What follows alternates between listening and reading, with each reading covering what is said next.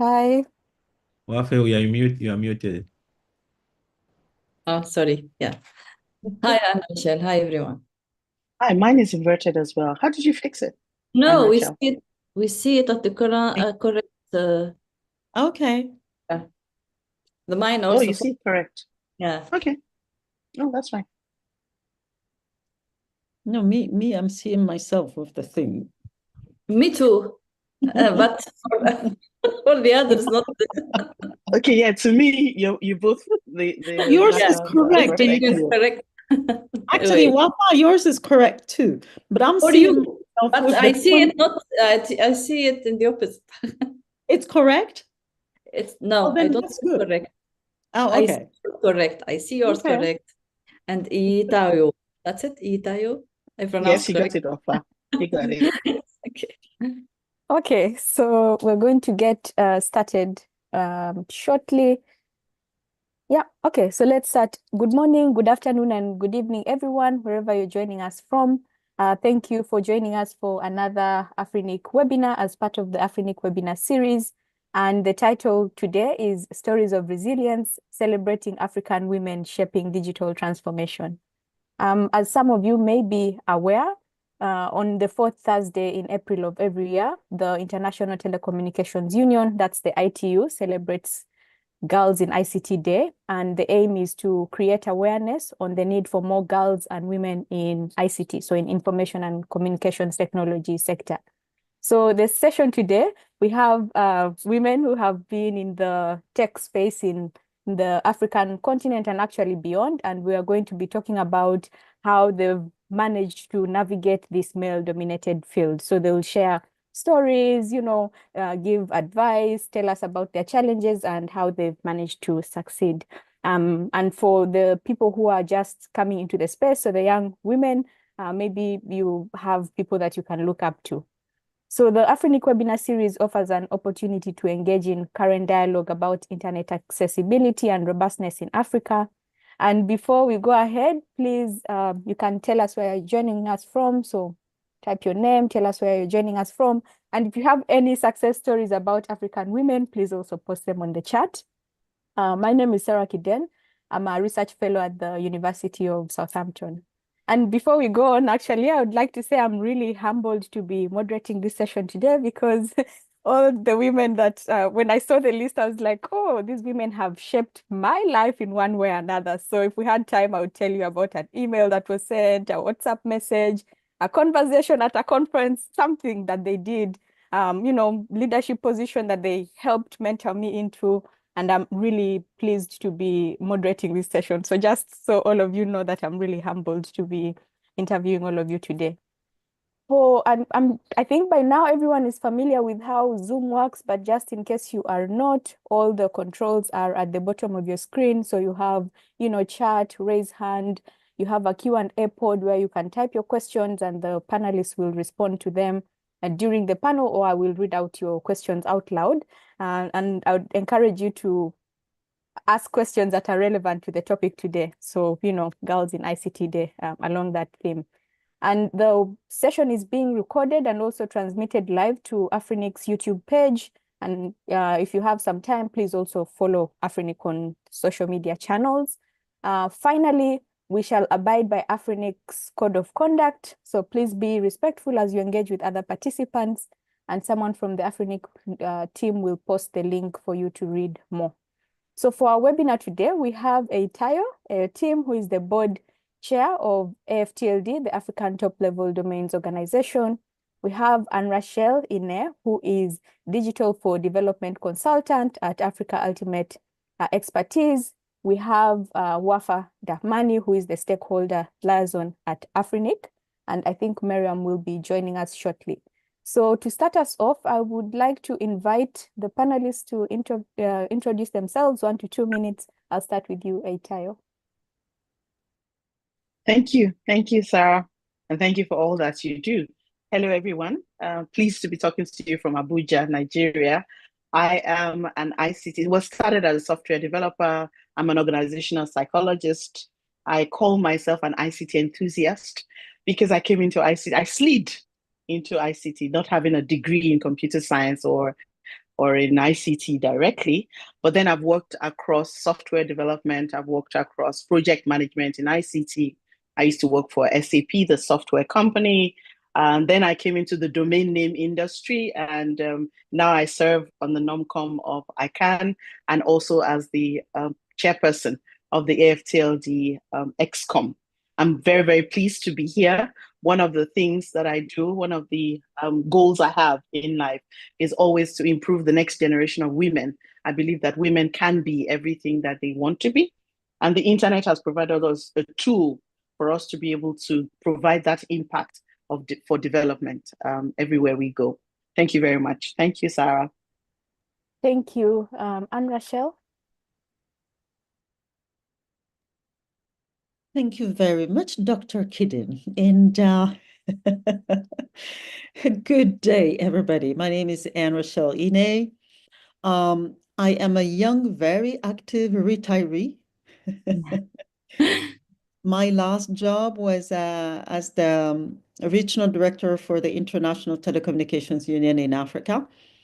And I have held several positions basically at the root of the internet with ICANN, the regional internet registries, and I've been, I would say, one of the early comers from the African region in this whole process. Founding member of quite a few of the internet or AF stars, as we call them, in the region. And I'm a policy wonk more than anything else. And I've spent, the past probably like 30 years trying to get the technical community to understand that policy matters and the policy people to understand how not to break the internet. And in between, I am just loving to see so many of the younger ones here that I cross roads with for the longest time. And I really commend you for being here. There's one thing that I have to say up front, which is that I'm a proponent of STEAM and not only STEM. In the science, technology, engineering, and math, you need to art the arts. You absolutely have to add the arts because for me, an engineer that doesn't know how to make his passion or her passion felt so that the others can come in, it doesn't really help us much. So thank you very much for having me today.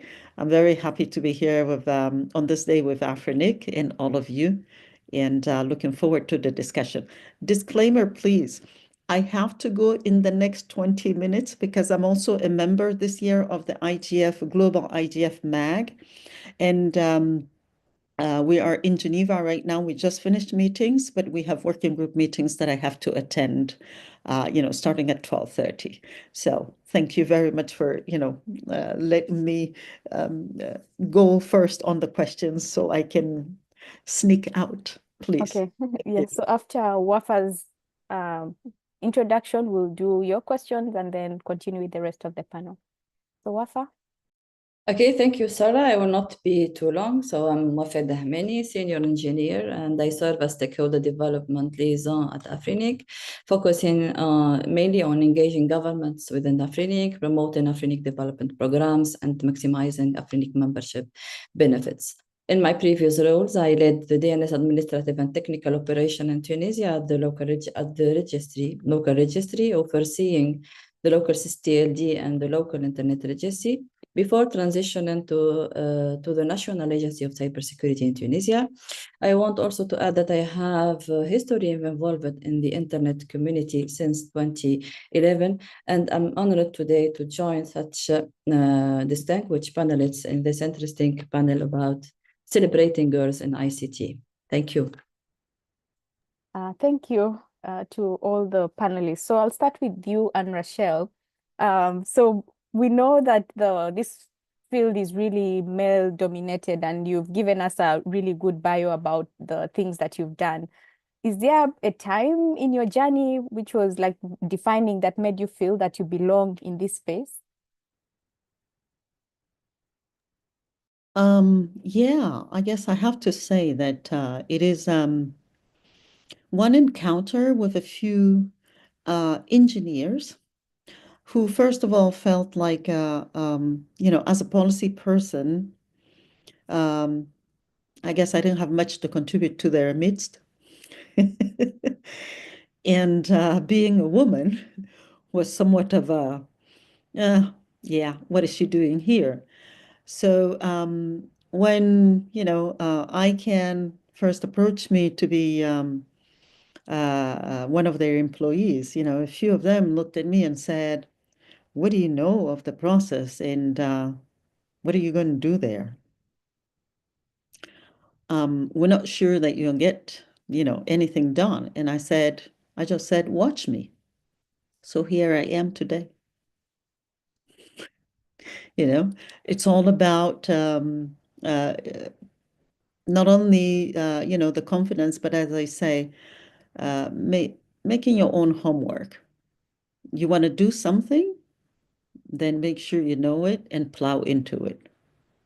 And for me, whether it doesn't have to be, a woman thing, it's really for everybody. I've changed jobs 5 times in my life, and it's always been in places where I had more, 90% of the place was also always male. And I can tell you that there are moments when it's not been as straightforward, but I love the challenge of making them understand that, yeah, we not only are there, but we're there to stay. Yeah, so sounds like a lot of navigating spaces that are uncomfortable sometimes. So yeah. It is, and it's really just about also, I guess I would say it's human interactions.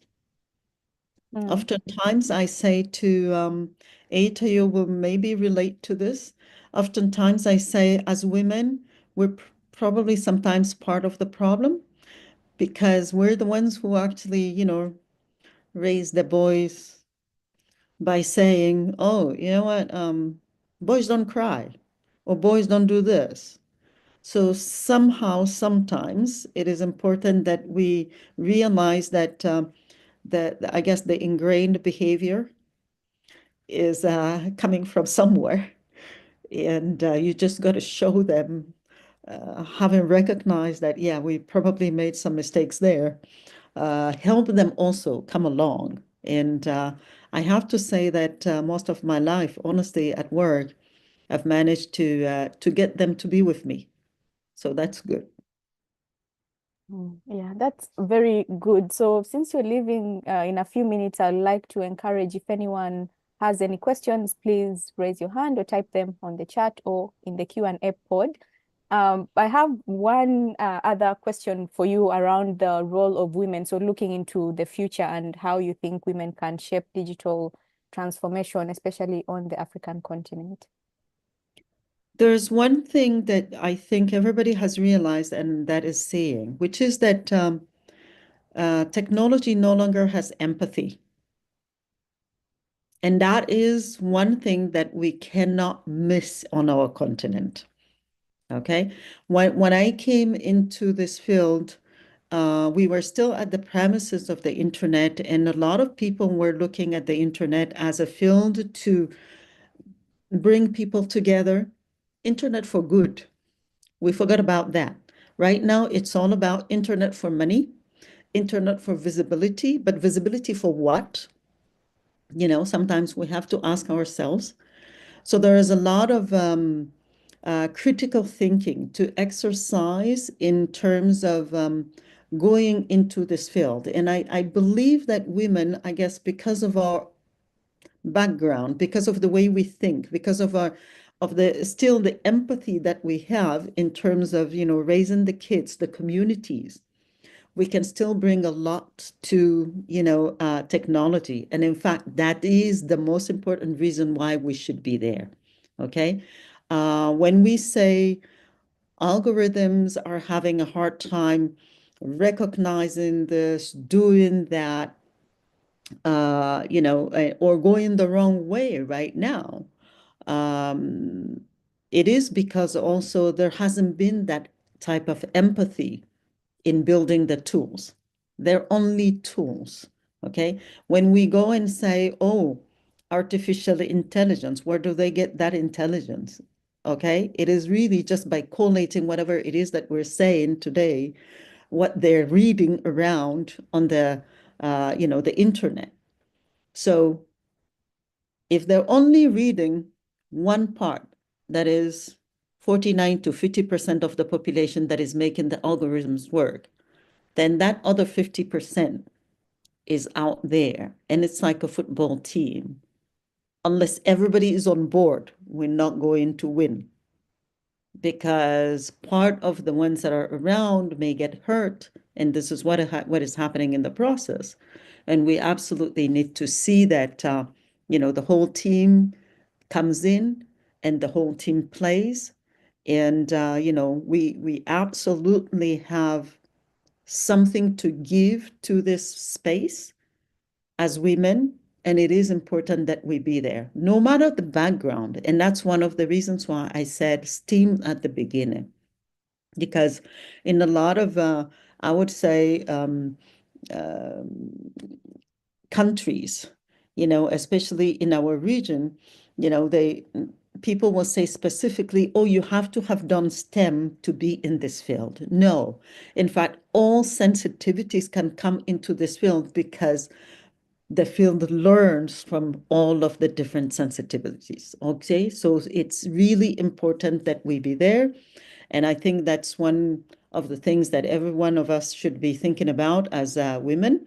We all come with different sensitivities, and we have to make sure that those also work online, because the diversity and the inclusion will only come if that happens. Thank you. So that brings me to another, maybe the final question, and I'll see if there are any questions from the floor. And so if there are any women who are, thinking of joining university, or they've started their degree, how would you encourage them? Like, what career paths do you see ahead? What kinds of skills do they need to build for the future? Because the technology space has changed over the last 10 years that I've been working, and I know it continues to change. So, yeah. So again, one of the things that I want to remind everybody is that it's a tool, okay? And it's a series of tools that should help us thrive, no matter what you choose.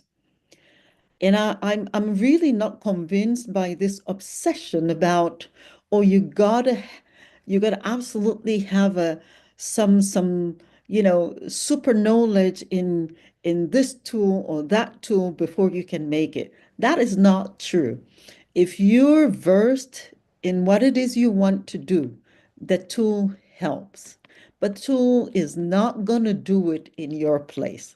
Or unless, I still believe that as humans, we still have a little bit of agency to decide if we want to be human robots or, whatever it is. But it is really, truly important that we basically flip the thing to come back to thinking, it is a tool that is supposed to help me, no matter if I'm in psychology, organizational development, agriculture, name it, e-commerce. If I say e-commerce, I'm as good as, how much I market what Aitayo wants, okay? The tool only is not going to help her. Even if I say, for example, I collate data about what she likes and I get algorithms to follow her and all of that, I still need to build something or craft something that she's going to still want to get, okay? So that's really where I believe it is important that all of us still flip the question. It's not about the tool itself. It is about what we want to be. And then, the tools can help you be the best of what you're going to be. Because, if I look at our region, I'm still going to need my plumber. I'm still going to need my electrician. I'm still going to need someone to come fix that little intelligent box if it doesn't want to work, and so on and so forth. So yeah, thank you. Thank you. So we have one question from Toko Mia, and then I think we'll let you go. Toko, you have the floor. Thank you very much. My name is Toko Mia. I'm the CEO at Girl Hype Coders. We are a digital transformation vehicle for women into STEM. And I really love that you mentioned STEAM, because the unwritten lens or the perspective that we often don't think about is the fact that women are actually leading and dominating in the media and communication fields. In fact, that's a field where there is no problem or shortage of women at all. And so there is a perspective to look at both. I think my question goes into the role of mentorship. I think there are often times there is almost a mentorship gap in the programs that we roll out for capacitating women and girls. And I think on International Women's Day, it's so important. We play this awareness role, right? International Girls in ICT Day, and we need it. But we also need a more critical lens into career development mentorship. And this is something that is unintrinsic to me that I've found going on in my career. So I'll use myself as a case study, and it's something that I'm not prone to doing. And it's something that I'm not prone to maybe practicing in my career, which is that the people that I find that are more developmental to my career now, which is probably, I can say, mid-career. I'm CEO of an NGO in South Africa, so it's more like a mid-career phase, and I think the mid to senior career phase, and I think I'm trying to understand why is it that I've got this gap where female mentors or maybe struggling to open the doors or create the effective change. It's almost more challenging to engage with older women, especially older, more powerful women and women of stature. They're unattainable.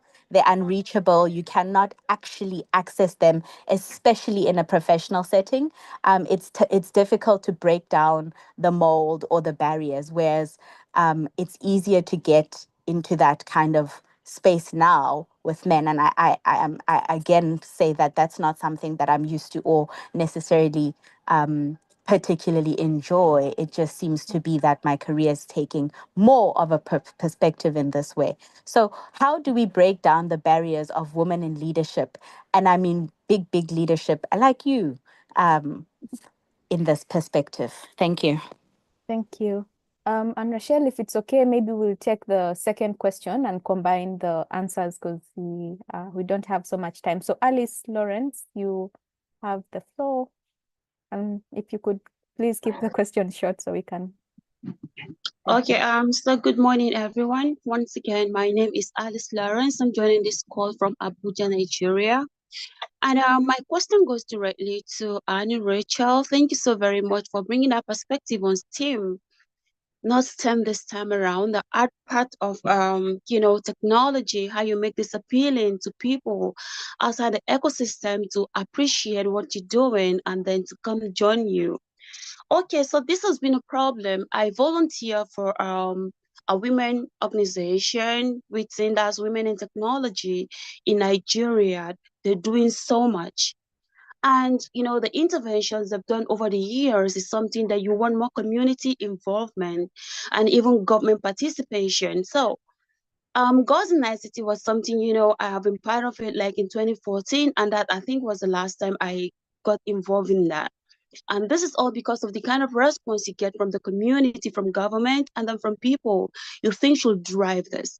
Now to have more inclusion, not just for girls and women anymore, but for policymakers and shapers and people who want to see that what you're doing is laudable and should join in. Now, if I want to go ahead and have something like Girls in ICT or maybe a similar project or program to just inculcate technology into the fabrics of what we're doing here in Abuja, maybe one of the local communities, for instance. Please tell me, because I do not know how to do this, how do I make this appealing? How do I, have to beg? Because it is literally you begging someone, hey, can you see how beautiful this thing is? And you need to key in, and the person is not seeing it. And I love this art part introduction into STEM. Please tell me, how do we make this work? How do we now, break this stereotype, like kind of shatter it and bring in more people? I'm from the tech background. I studied engineering, computer engineering in school, first, second degree, and all of that. But then it breaks my heart to still see that we have very little people of my gender in this space. So how can we make this more appealing? And then to our representative from Afrinic, do you have any form of, partnership with organizations, individuals who want to, expand this territory, as in expand the horizon to bring in more people into the tech ecosystem? Do you have any form of support for people who want to take this up? I don't know if my questions are clear enough. Yes, they are clear. Anne Rachel? Thank you both, Toko and Alice. And I really heard you, and somehow, just like what I'm doing right now with some of the girls and young women in my country, I want to say first, please reach out. Sarah can give you my contacts. I'm more than happy to help. One of the reasons why I put myself on retirement last year is because I wanted to do the hand holding. Alice, I know how it can be daunting when you're facing, especially policymakers, to go to get them to accept. Toko, it can feel absolutely lonely to be where you are today, but there is a few of us here. So consider from now on that you have at least 3 mentors here and more, Sarah included, Susan included. Reach out, let's talk about it, and let's make sure that we do our homework to find out how is it that you can take something to people and say, this is what is in it for you. And in fact, if we do it together, this is where this is what we can achieve. Okay. So it is really, really important. And in terms of, the motivation, getting people at certain levels to mentor you, Toko, first of all, as you say, there isn't that many women in this circle.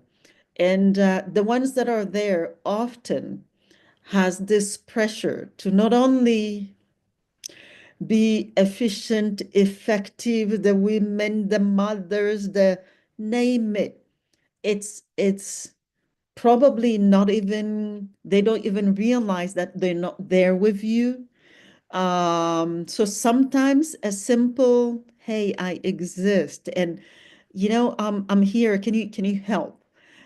Serves to remind, some of us that, yeah, you guys are around, and it's absolutely crucial that we also take care of you. So that's what I will say. And I offer myself anytime. This is what I put myself to do. So reach out and let's talk, okay? Thank you very much for having me. Apologies, it's already 12:30. I got to put the Mohammed watch. had a question for you, but it's okay, we can let you go. Mohammed Diop had Oh, one Mohammed question. Diop, You have no, one more now? minute. Okay, Yeah. I told them I'm coming, so 2 more minutes. Mohammed, and then we'll go to you, Wafa. Thank you, Sarah. I really appreciate, and I just want to congratulate all of you. Mohammed is an African who has sisters, friends, wife, and kids who are women. So I get concerned about what you're talking about here. I just want to raise one point for you, because I think that for the past 20 years, we make a mistake of thinking that it's to the techies, to the STEM, to control the participation in ICT. And I just want to say that all that the different difficulties we have here, it is because we did not put things on the legal side, on the financial side, on the business side, and it's just where the weaknesses are coming from. So I just want you to raise the point that for the next coming years, we are waiting not to push ladies to the STEM as we did the mistake for the 20 past years, but on the legal side, on the regulatory side, on the how we get involved in policies, this is really where the power will come for the next coming years. So I just encourage, and I really heard Andra Shell and about these things that opening up all the different specialties, all the different areas get concerned. It's no more the power of STEM over the ICT policy or governance or empowerment coming from communities. So this is just what I want to push for. And I really encourage you to open up and to think about how you're going to build the new ICT capacity building for all the women, no matter if they are from STEM, legal, power, or whatever. So this is really the challenge you have, because you represent more than 50% of the African continent in terms of numbers, and we get concerned about how we're going to empower you based on our local languages and our local realities, kick off the barriers, destroy them, and make an inclusive community. Thank you very much. We really appreciate it. Thank you, Mohammed. And thank you, Anne Rachel. I'll give the floor to Wafa, but if you have to go, we really appreciate the time that you've given us today. So yeah, over to you. Yes. Wafa? Okay, thank you, Sarah. Just to follow up on the question, I think of Alice when she asked if Afrinic is supporting girls and women in ICT, and I say yes, we are supporting the diversity in ICT. Arthur already has shared an interesting link. You can go there and discover what we are doing to support girls in ICT. And I also they asking me to slow down. Okay, I wanted to inform you that we have established in Afrinic 6 internet development programs. One of them is diversity in ICT. Goodbye, Anne Rachel. And you can go to the link where I shared it and see that we are supporting initiatives that support the diversity and support girls and women in ICT. That's what I wanted to add. Thank you very much. So now we'll go on with the rest of the panel. I apologize to my panelists for seeming like I had ignored you. And we've now been joined by Miriam Slimani. If it's okay, maybe she can introduce herself and then I'll ask a question to you, Etayo. So Miriam, would you like to introduce yourself? Yes. First, I apologize because I was confused by the time. UTC. So my name is Miriam Slimani. I'm working for the African Telecommunication Union. I'm in charge of the development sector for Africa. Now I'm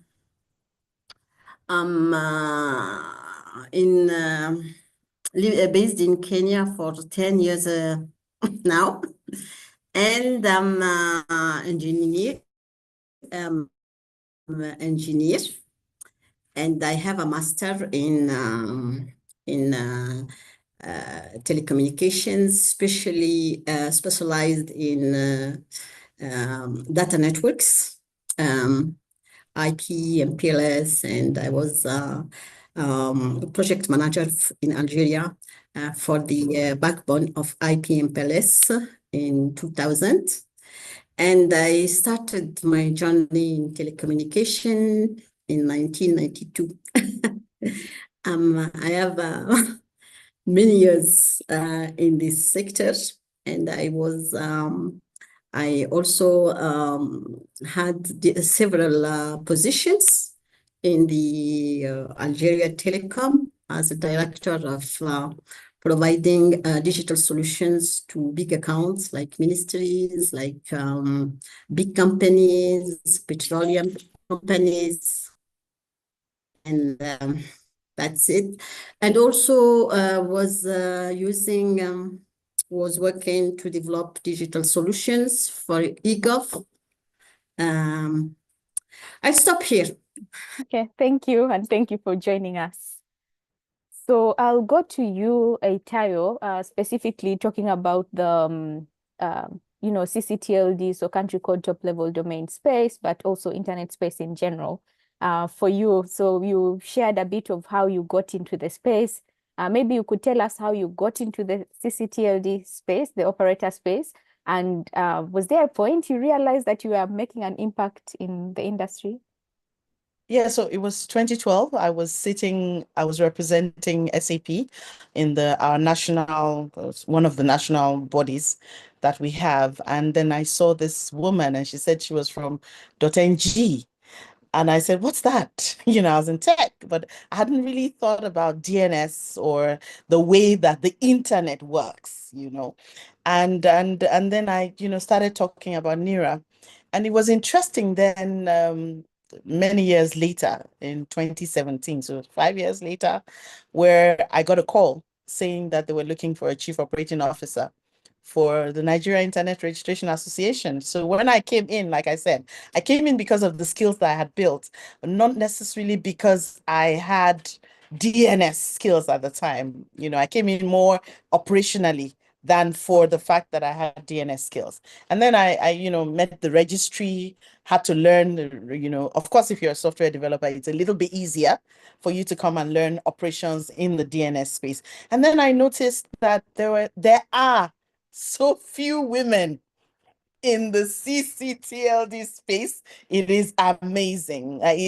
It's like it doesn't exist. So even within the industry and within ICANN and within all the SOACs, the CCNSO is the one that is still quite challenged in terms of how people understand exactly the impact for CCTLDs, how they're able to apply this work in their various countries. Policy becomes a little bit more challenging when you talk about the sovereignty, and the CC of a country pertains to the sovereignty of the country. So it's a little bit difficult to say these are the policies and this is how it's going to be applied across board. So when women come into the CC space, it's a little bit challenging to look at the operational side, the technical side, the business side, making a CC, making it attractive to the community is a little bit difficult in most countries, possibly because most countries think that it's government and nobody really wants to put their content on a platform that can be pulled down. This is a good platform for me to say it is not government. All the CCs are owned by the country. It's actually a national resource. And so we all must come on board. So that's how I came on. And then I got interested in how we can start to support younger CCs. So that I think that was what triggered my interest in AFTLD, becoming vice chair and then now becoming chair, because we have the more advanced CCs that are stable. They have the tech, they have the skills, they have the people. And then we have the less advanced TLDs that were delegated in the last maybe 3 to 5 years and have not even built their operations and their business. So there's still a lot of work to be done in the CC space. And so there's a lot of things that women can do to come into this space because it's about community. It's about community, it's about business, it's about commercialization, but it's about patriotism as well to our various countries and to our continent. Yeah. So I have a follow-up question because I know we've also talked about this on a separate project about women in the CC space. If Yes. somebody wants to break into the space, how do you think they should go about it? Because I'm sure there are some people who are attending today and they don't know where to start. Well, there are not enough CCs for us to all break in as employees, but I think that a reseller space is a good place to break in as a reseller, particularly if you're business inclined, because being a reseller gives you access to the registry application to an extent. And if you're more interested, then you can really learn the back end of the registry. You talk about security, you talk about the DNS tech, you will talk about the business and the marketing side of it, because you need to make these domains available. And then you can also now become active in all the communities. The IGF is another excellent place because it's a broader, is looking at the internet at a broader level. And I've been on the MAG of the NIGF and also been on panels for the West Africa IGF and the Africa IGF. So, that's a good place to see how the CC is key into policy, into the governance of the internet in our various nations. And if you take the CCs out of the drive, the governance and the policy drive, there's going to be a huge gap that will not be filled. So I would say to younger people, you want to come in, yes, look at ICANN and look at, the CCNSO and that space, but also look at the reseller space and look at reseller and registrar space if you're big enough to become a registrar. That's a good way to come into the industry, I would say. That's very helpful. Thank you. Thank you. So moving to WAFA, I know we've hinted here and there the challenges, but can you share a bit of your personal story, the challenges you faced as a woman and how you've overcome them? Because that's very important as well. Yes, thank you, Sarah, for this question. Before, let me start by saying a word to Afrilink, the place where I'm working today, that I consider a welcoming workplace for women, an inclusive also workplace. And I want to thank also my colleagues who are there, who are supporting me today and helping me in my work. This is a word that I wanted to say to my team and Afrilink. And the proof of this, Afrilink is organizing this day for women and diversity of women in ICT.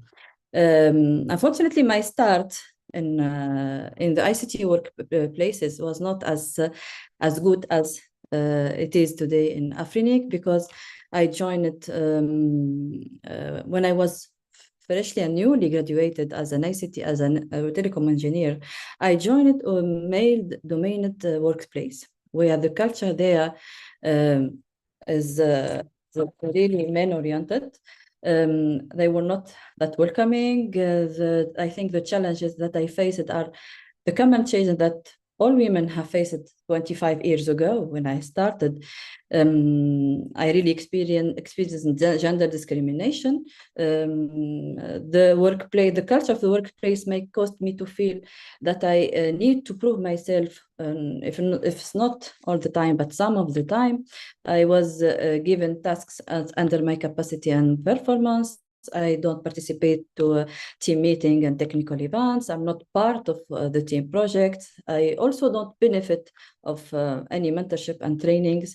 Things were running as if I was in a private male club. So I think the challenges I faced, I can categorize them as challenges of social perception about women's capabilities. The idea of rational versus emotional remains deeply embedded in in the consciousness of our society, and this dichotomy of rational related versus emotional lends credence to the suggestion that women are not just as cut out to work in tech as men. So you can see also I challenged the workplace culture which was men-oriented.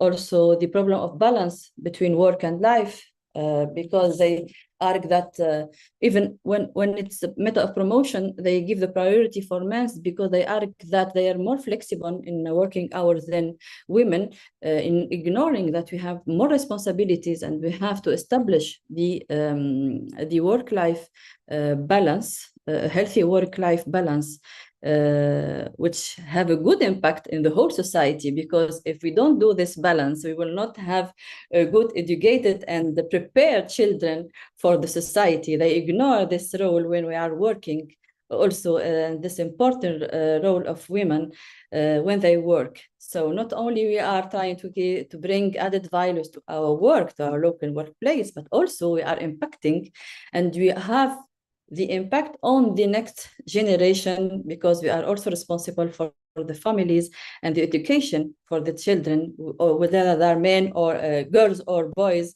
to prepare them for our African society and the African future. So I think that also I had the problem of the challenge to benefit of mentorship and trainings, which can hinder my progress in my career. I have to fight for that during my start in my workplace, and how did I come up all this? I think that despite all expectation, when you face such challenges, you think that you will fail. But for my case, these challenges make me challenge also myself. Here comes my ego, why I am here, why I spent all these years of studying. I have to give back. There is the investment that my father made in my education. I have to give back the support of my husband and my family in my work. So I started by already building capacities online. I was studying online courses and reading online. Since we have internet, I have to benefit from that. And I don't know, I will perhaps come to the response of the other question. I also decided since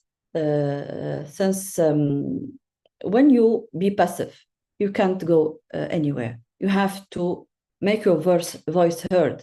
So I decided one day to go to the manager and ask him to give me my real task, the tasks that are in my job description.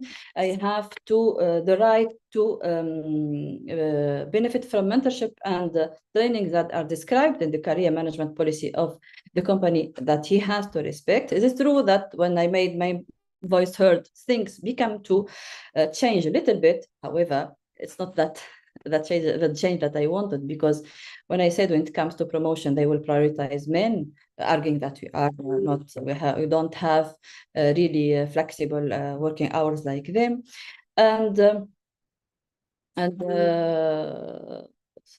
sorry, I lost the idea. So I then decided also to propose and suggest projects, even they don't involve me in the project within society. So I try to be to innovate, to show myself, please, I am here, I want to work, I have an added value, so consider me in the work. And in the time, things really changed, but also the important impact in my career was, and I go to the next question, perhaps I will give the response later, my involvement in the community, and when I was mentored and where I benefited from some sponsorship outside my workplace in the African community. We can go later to this point. Yeah, thank you so much for sharing. And yeah, things I actually relate with around like making your voice heard and letting them know that you have skills and you are available actually to take on this work. So yeah. We'll move on to Miriam and maybe talk about ATU specifically. Afrinic has shared some resources that they have. Does the ATU have any initiatives that are supporting women on the continent? And how can we access these resources? Of course, ATU is very keen to support women, especially the participation of women in the preparation of the big conferences like ITU global conferences, WTDC for the development sector, WTSA for the standardization, and WRC for radio communication. We have some good guidance to make sure that the delegation who are attending the ITU statutory meeting will be joined by women delegates. At least 30% of the delegation should be ladies, to make sure that the views and the ladies are fully integrated in the decision makers, in the discussions, and We also have rules regarding the setup of working groups. We have many art working groups, and we have this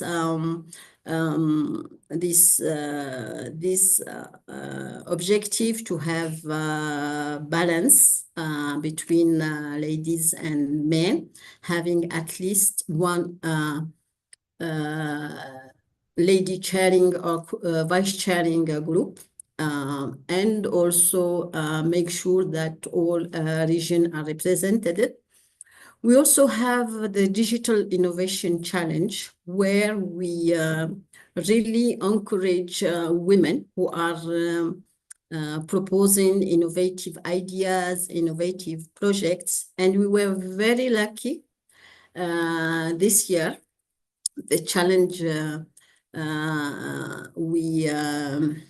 we had this year, we almost get 50% of contestants of women, and the first year the winner was a lady from Egypt. So we do a lot to make sure that we have ladies in decision-making process, in chairing, in also having girls participating in ATU activities, in ATU initiatives, in different sectors. And also we are involved together with ITU in the network of women, and make sure that we participate, and we provide also we push this platform for, we also have a good partnership with a network, an African network for women called RIFEN. It's chaired by Côte d'Ivoire, Miss Regina. And we do some capacity building programs for women on ATU activities, on some topics that will help them to better participate in the global events, and make sure that they understood the challenges, the objective of these conferences, how we are also voting for policies, how we negotiate with other regions, how we developed our African common proposals on, and for this year we are preparing, we are contributing in the amendment of the WTDC resolution on mainstreaming women in ICT. It's the resolution 55, and we'll have a good contribution from the next conference to be held in Azerbaijan this year. This is, I think, of course, we can do more in this area, but we need, of course, more support and more coordination with other African organizations, with our partners, and to have enough resources to continue the promotion of girls in ICT. Thank you. Thank you very much. So I see people on the chat actually asking for the links. And if it's possible for Brice and Susan, maybe we can compile them and add them as part of the show notes on YouTube so people can access them. Yeah. So Yes. we'll move. Thank you. We'll move to Tayo, and maybe talk about the gaps that you've observed in the ICT sector, the things that affect girls and women particularly, and do you think that tech policy can support, like help women to perform better in this space? So, just going through the question, I was thinking that, we can't throw away the cultural perception that women should do lighter, in quotes, courses. And the point is not necessarily it's not necessarily ICT education or STEM education. We're talking about the education of women in general in Africa. And we have to approach it from a holistic point and not necessarily from a slim point. Because if I give a woman a first degree, it just opens her up to the possibilities. I mean, technically, the first degree tells you how to think. And now, I mean, you know that you have a PhD now, Dr. Kaiden. So you know what I'm talking about. It's at the level where you're getting a master's and a PhD that you start to be able to question what you've been told. So we should think about access first. We need access to education, not just ICT. We need to reach the mothers. We try to reach mothers where we are. We try to bring them to us. But it doesn't work because she's not going to leave her stall and come to you. She's not going to leave her clinic and come to you. You know, she's not going to leave her kids and come to you.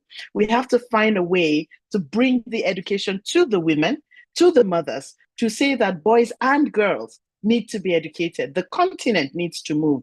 To do that, we need to educate boys and girls. We need to mentor at every opportunity. We need not wave off things that happen. You know, I do it a lot among my team, you know, my staff. I run a consultancy, and every time I say, oh, why was this not done? People just want to say sorry and go away.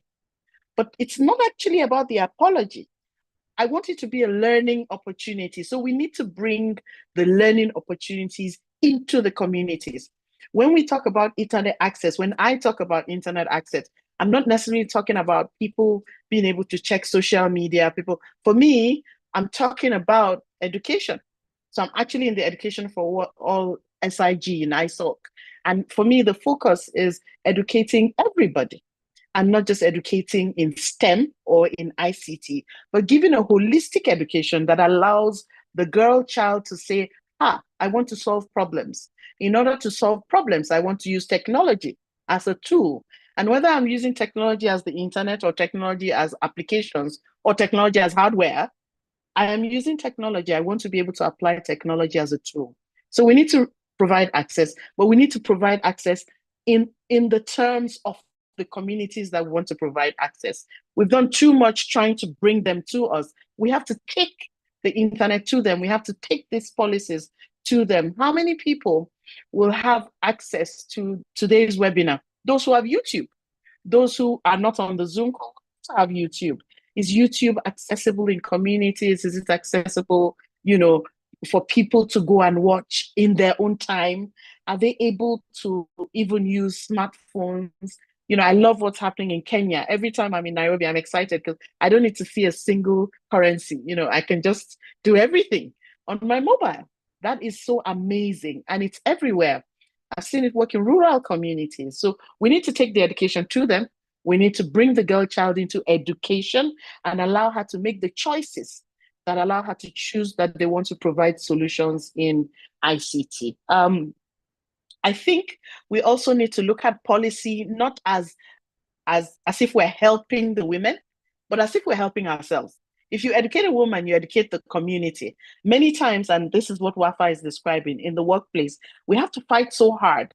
And the assumption is that we're trying to make things easy for the women, but that's not what it is. We're looking at the conditions of the women and we're saying, we're talking about equity, not equality. That's what I'm saying. Equality says it doesn't matter who you are, what you are, I'm going to give you the same solution. Equity says I'm going to come and give you a solution that works for you in your role, in your capacity, in your gender. So we need to stop treating policies as if, you know, in fact, I feel insulted when we say inclusion and we say 30% representation. It's not what we're fighting for.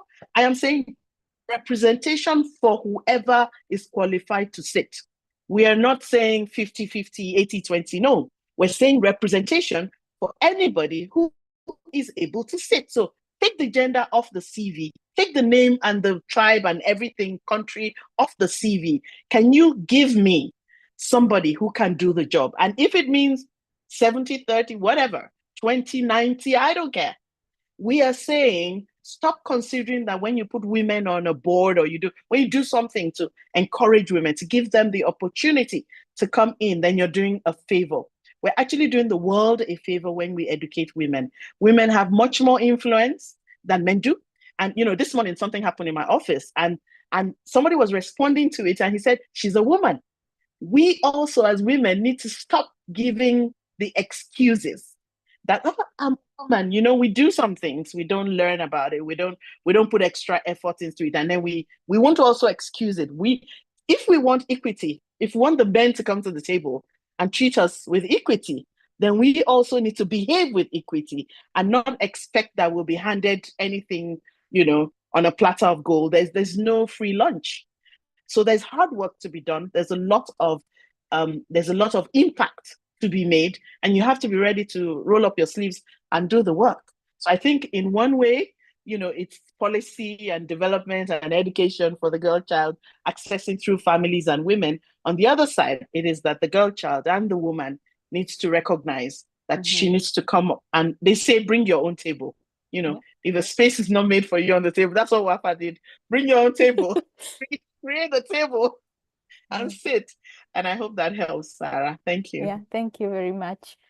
So maybe Wafa can respond, and we have one question from one of the speakers. Well, Okay, so we want you to follow up on the same question.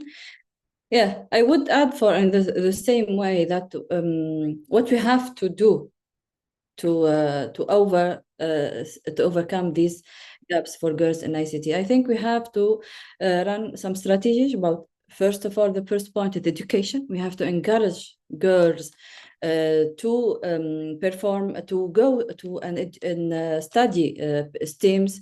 We have to provide some sponsorship and financial support for women and girls who want to have degrees in ICT, because we know that in our culture, some girls are not given the chance to be educated and to have some degrees. We have to establish some programs, and it is, I think it's about the government and the organization, and many institutions can help either locally or regionally at this level. We have also, and this is what we are doing today in this webinar, to encourage mentorship and role models by connecting young women with female professionals at ICT. We are here to connect with you, to share our experience, and give you the what you need to do to master and to work in ICT and to overcome the gaps for women in this field. We have also to, as I said, highlight the successful stories of the women that we are doing today, and this webinar, I think, is responding to this point about roles and mentorship by connecting and enlarging the networking opportunities for women and girls who are here and can attend. Also, we can create platforms. I think Miriam has spoke about it to facilitate networking for women and to train and mentor women on ICT. It's also very important to work with governments and organizations to develop policies that promote an inclusive workplace culture and implement family-friendly policies. Like Itiado said, we have to establish equity, not equality. So we have to work with governments on this and develop these policies for flexible working hours for women ICT. That's what I wanted to add. Thank you, Wafa. And there's a question for Eitayo in the Q&A pod. We'll read it out loud for those who are joining on YouTube. So Alice is saying that everything that you said sits, and she's feeling like throwing in the towel because it's really, really challenging. And basically looking for advice on how to survive beyond, getting the degree and the papers. How do you move forward? So I think one of the things I'll say is definitely don't throw in the towel. Everybody needs to have a career path. What you see, don't necessarily take any other person's career path, because as you've heard from most of the women here, our careers have gone, different ways to bring them to where we are now. So don't throw in the towel. But what I would say about workplace treatment of women is many times when we respond, because a woman tends to bring her emotions to the fore, people are no longer listening because we are already responding emotionally. And I recall one instant where I had my manager shouting at me because I took a decision that was correct, and it was in the public office, and it was even in another country. And I had this big man, just shouting at me and telling me how I didn't dare to do what I should have done I was doing something in the line of duty, and he felt slighted by the fact that I didn't ask him. And he was still grumbling and shouting. And when I noticed a lull, I just stood up and I walked to HR. And I said to HR, I want to report, harassment. I didn't engage with him. I didn't say a word. I just went to HR. So we need to build emotional intelligence that allows us not to take things personal and to recognize that when I fix a challenge with this gender bias in the workplace, I'm fixing it for every woman that is coming behind me. So, what WAFA did, every other person who's joining the organization is going to benefit from the policies that were changed because of her input. But if you just take it personal and say, oh, somebody's picking on me or blah, blah, blah, blah, blah, we get it. We become emotional, we bring emotions. And as soon as we start, maybe we're crying or any of those things, the men kind of shut down. And not just the men, even the women. Everybody kind of shuts down and they won't take you. They're no longer listening to what you're saying. Everybody assumes that you're trying to use your emotions to drive it. So you have a point, but how you push the point across is going to determine whether you can make that change or whether you're just going to rant and, no difference will be made. And so I dealt with that. In fact, something really big happened to him, which I don't want to talk about because it's a public company, but I had to hold myself in and not respond. It took a lot, but I understood that in order to change this for everybody, the CCTV had to capture that I was not responding. So from the first word, I understood that I needed to hold myself in order to be able to make a case and articulate properly. As soon as you start to trade words, then you are as guilty as the other person. So there is a lot of emotional maturity that has to come in if you want to build a career. We are not there yet. That's why we're having this program. If we were there, we probably would just be saying people in ICT, but we're saying girls in ICT. We're saying girls in education. We're saying that there's so much that we still need to do. So I would say, ask yourself, how can you help? How can you, be better? How can you articulate better? How can you change the way that you're approaching? And you stop bringing yourself into it and, make it a policy challenge. Make it, let people learn that there's a way to treat human beings in the workplace, not necessarily a way to treat women or a way to treat men, but there's a way to treat people and there's a way not to treat people. And, if we take it from there, you probably would now have hope and focus. And you won't feel that somebody's trying to edge you out. Definitely don't let anybody edge you out. You have as much right to become the president of the United States as anybody else. So yeah. I saw Wafa nodding and Miriam, I think they want to add on to that. So Wafa. Yeah, just a point about emotion. Please don't consider emotion a negative point, because we women, when we are head of any departments, we treat our team like our children. We want them to succeed. We give them all the tools.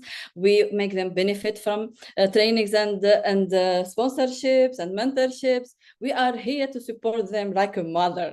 So please, emotion is not a negative thing for women when they want to work in ICT or when they want to become leaders, because we treat the team as our children. That's not to the men. So Miriam, you wanted to add on to that also. And then we'll yes, go to the question. yes, I fully agree with what's said by the previous speakers. But indeed, we need to be very smart in our relations. As it was said, we don't need to feel like we are different from the other colleagues. We are colleagues and we are on the same level. We have responsibilities, and nobody should don't respect you. You should keep respectable. If nobody has right to shout at you if you are doing something wrong. You should just show me. If I'm wrong, let me know I'm wrong, but with respect. If I need to do something, just ask me with respect. It's very important. Respect in the workplace is important for ladies.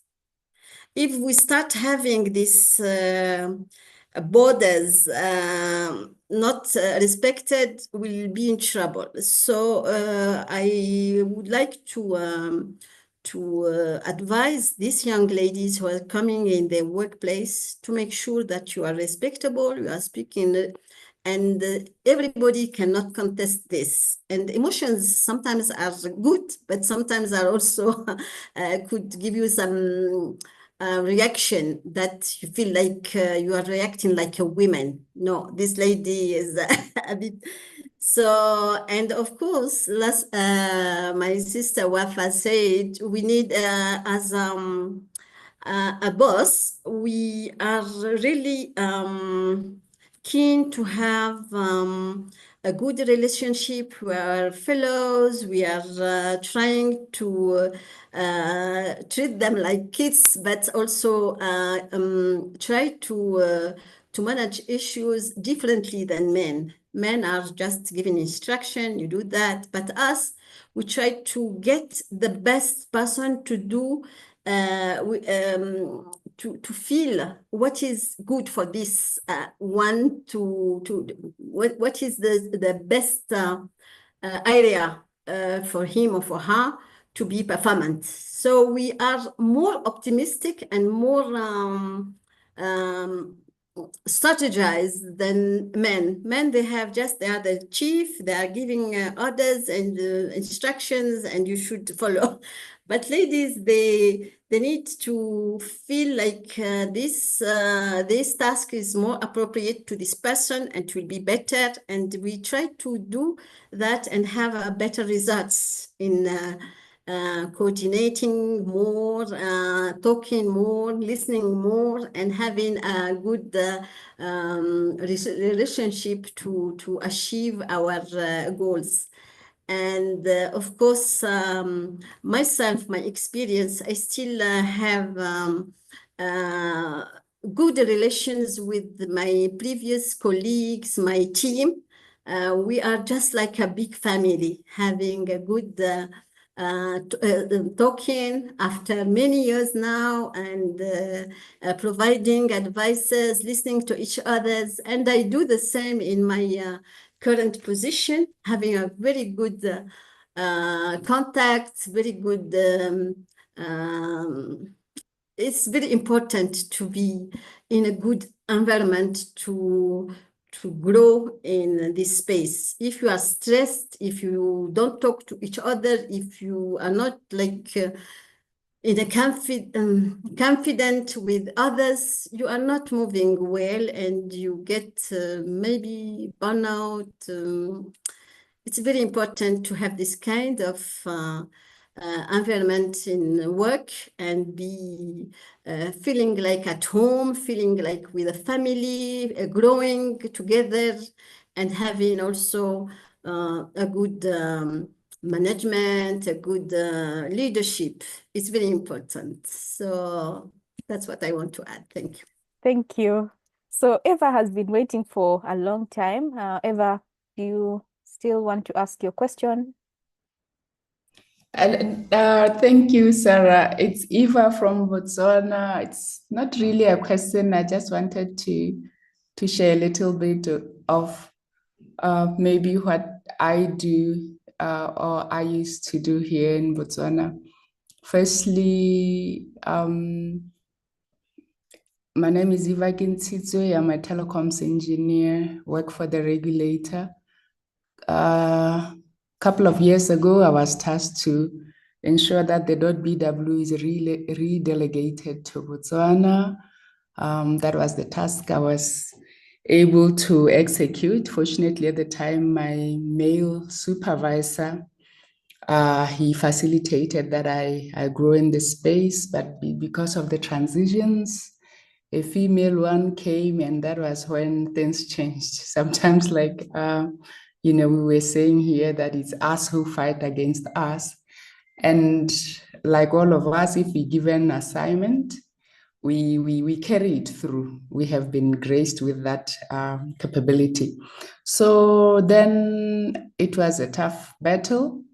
years would go by without attending any of the meetings to continue my work. At the time before COVID, some meetings were not aired online, So then lost interest because young engineer male engineers came in the mix, and they were the ones that were afforded what I was doing. Then, because of the nature of my profession, doing both computers and telecoms, I then drifted back to the telecom, but then tackling those issues of interest from the more regulatory and policy issues. So I taught myself what the ITUT is doing. I saw some that there are resolutions and they are guiding how we should do things. Then, I guided that even though we're already having our DNS into functioning, we also need to secure it. We also need to take it to the people. Those things at least were done. And I was also tasked to spearhead the formation of the cybersecurity function. So I won some fellowship to Germany, the SIG. Sarah, I think you remember that one, the SIG. Yeah. So when I came, it was, we were able to start something. Now we have a fully functional CERT monitoring, but it's a different team. I've moved back to the regulatory to say these are the resolution, and they are guiding you on how to do. So I'm more on the standards now, but driving what I used to do on the internet side that way. So now we are implementing the internet infrastructure, the IPv6. So I'm continually mobilizing those topics, looking at the resolutions from different standardization organizations, particularly the ITU or the AZ3GPP, and I would have my internal stakeholders and external stakeholders. Those who are currently doing what I used to do, the DNS management or the cybersecurity, I call them my internal stakeholders. So I take them through the standards processes and how things are done. So yeah, now we had Afrinic the other time, last 2-3 weeks back, taking the country. I called the executives, I called the managers. I think I'm going to have to. It's okay. I Yeah. just wanted to show that it can work if you push your way differently. That the subject is broad, you can always approach it in a different manner, not just only technical. Thank you. Thank you. And thank you for sharing your story. I think it's actually good to hear these stories, really encouraging. So we have about 10 minutes left to the end of the call. And I have one final question to all the panelists. So if you were to go back, if you are 20 again and things like that, would you do anything differently? What would you do differently? And what changes do you think you'd want to see in the ecosystem? I'll start with maybe Wafa, then Miriam, and then Aitayo. Change the order a bit. Yeah, thank you, Sarah, for the question. What I regret, if I go back, what I regret is the time that I lost waiting for the heads and for the team to consider me. The fact that I was all the time trying to improve myself, whereas I didn't need it, really. I had to make my voice heard as soon as possible. This lack of courage that I had at the beginning, I was newly and freshly recruited, so I regret that I was not connected to some role models like today that can give me advices. I also regret that I didn't engage outside my work in the community, in the African community and ICANN community, which had a really positive impact on myself and on my work. Perhaps we will have another opportunity to speak about it. And girls here, don't hesitate to reach out to us. We are here to help and support. I am happy to have met before Anne Rachel as a role model. Today, I'm happy to meet Itayo. I'm happy to meet Mariam. And also, I'm happy to see Sarah as the new generation role models. Thank you for, creating the space. Yeah, like I said at the start, there are many stories we can tell about women who have gone before and created a space that has made it easy for some of us, because honestly, I feel like some of the things would have been more difficult if people had not gone before. So yeah, Miriam, and then Itayo. Yes, thank you. Thank you, Sister Wafa. Indeed, my big challenge, if I should look at 20 years ago, it was really managing my personal life and having balance between my career and my personal life. As you may know, these careers are very heavy, requesting a lot of time of you.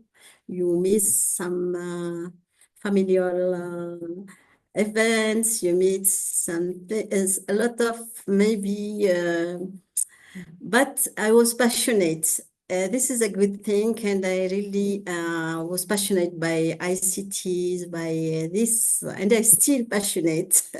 So maybe I'll, if I go back, I will give more time to my people, my social life, and do things better. Because this passion will eat you and will make you always busy with these things, with your career, with travels, with communication. I want to advise the young people to balance between everything in your life. This is the happiness of life, to have this balance. Thank you. Well noted. Itayo? I think if I were to go back, two things I would do differently. The first is that I'll be more involved in the policy advocacy much earlier in my career. Earlier in the career, you're just trying to meet the targets and ensure that the job gets done. And you're not looking at how the organization's setup and policies, affect the way that you're doing the work. And you just sign anything, you're not thinking about how this affects, your life in the organization. So I think I'd be more involved in advocacy within organizations and outside. The second thing is I'd definitely network better. Even now, I'm trying to start to network, but then you become so busy. You're doing so many things that the time to actually network is almost non-existent. But I think that if you start early, then you've made all the friends. And then, as you go through your career, you're all holding each other's hands and not just focus, on my work. So yeah, those are the two things. And I'm trying to fix those two, actually. Yeah, that's good to know. It's actually making me think about my life and choices I would have made differently. But I think most of them really resonate with me. The work-life balance, particularly, been so bad at that. Exercising, networking, reaching out to women who, perhaps even responding to Toko, because sometimes when you see them out there, it almost looks like they are not approachable. But like for each one of you, like every time I've sent you a message, you've responded in, almost no time. So just reach out to them. They're human beings like us. So I think we are coming to the end of our talk, and I don't think we'll take any more questions, but maybe a wrap-up message from all the panelists, and we'll call it a day. So anyone wants to go first, or should I? Wafa, your microphone is unmuted. Yeah. Yes, I will end up with some advices for the young generation, for the future leaders, women leaders in the tech ICT, the tech field in ICT field in Africa. I will ask them to embrace lifelong learning. Please stay curious and committed to continuous learning. Build your own strong network. Connect with fellow women. Seek mentorship and sponsorship. Don't hesitate. Don't wait for others to give you automatically some mentorship or guidance. Look for it and go for it.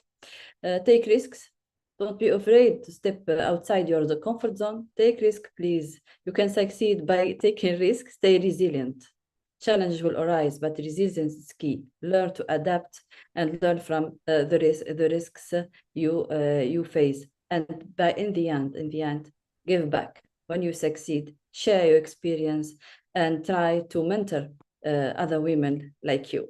Thank you. Thank you. Miriam? My big advice today is we really have a huge potential with digital tools. Everywhere we are connected. Everywhere we are, we can learn.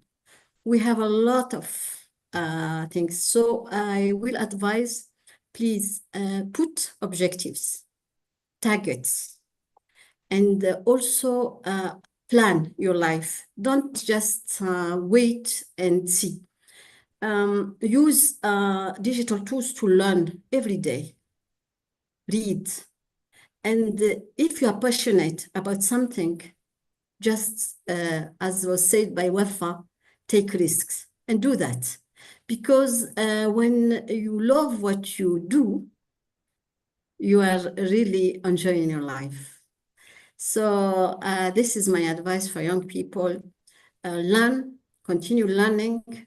Don't disconnect from the university or the research. Continue, be curious about life, about people everywhere in the world, and make sure that you are reaching your own goals and you build your own life.